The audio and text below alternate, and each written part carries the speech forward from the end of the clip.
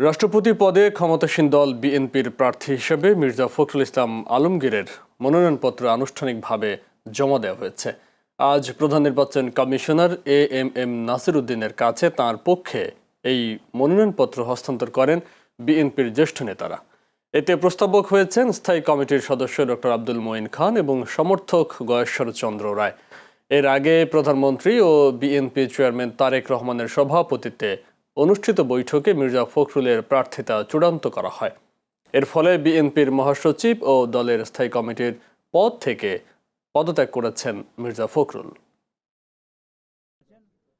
আমরা মনোনীত করেছি, আপনারা ইতিমধ্যেই জানতে পেরেছেন।